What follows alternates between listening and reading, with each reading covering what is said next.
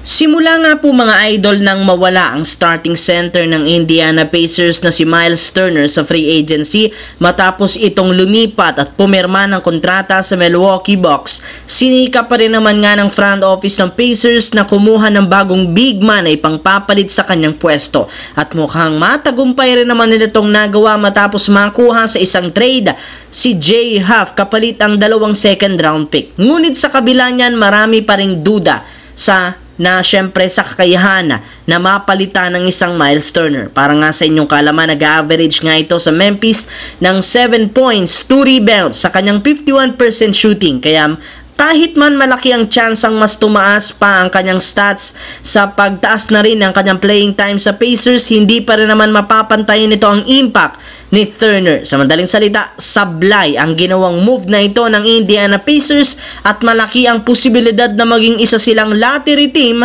next year. Samantala, sa kabila ng pagkakakuha ng Lakers ng bagong sentro, lumulutang pa rin naman ngayon ang posibilidad na pag-alis ni LeBron sa lineup at paglipat nito ng ibang kupunan. May ilang mga teams ang nagbigay interest na sa pagkuha sa kanyang serbisyo, kagaya ng Dallas Mavericks na balak itandem si LeBron kina Kyrie Irving, Anthony Davis, Klay Thompson at Cooper Flagg upang mas tumaas ang tsansa nilang magkampiyon. Pero nilinaw rin naman ng Dallas Mavericks front office, kukunin lamang nila si LeBron James kung sakaling i-buy out ito ng Los Angeles Lakers ngayong off-season. Bukod dyan, may pag-asa rin naman ng Dallas Mavericks kunin si LeBron next year sa free agency kapag natapos na ang kanyang kontrata sa Lakers. Ngunit magagawa lang naman nga yan ng Dallas kapag nagdesisyon siya na hindi pa magretiro sa NBA sa susunod na taon.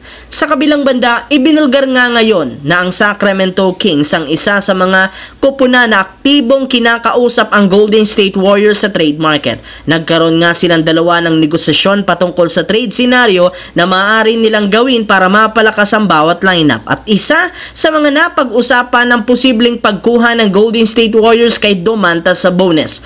Mismong ang general manager na ng Warriors na si Mike Dunleavy Jr. ang nag-propose ng isang trade kung saan balak nila ditong kunin si Domantas Sabonis at Malik Monk kapalit ni Guy Santos, Quentin Post, Buddy Hield, Jonathan Kuminga at 2 second round pick. As of now, pinagdidiskusyonan ng Sacramento at Warriors ang ganitong klaseng trade idea kung balak nila itong dagdagan o hindi na. Alam naman nga ninyo na hanggang ngayon, hindi pa rin nakakagawa ni isa mang move ang Golden State ngayong off-season since masyado silang nakatuon sa pagkuha kay Domantas Sabonis na siyang pinaniniwalaan nilang pinakabagay na sentro na makakatulong kina Stephen Curry, Jimmy Butler sa pagkuha ng titulo next year kung papalarin man.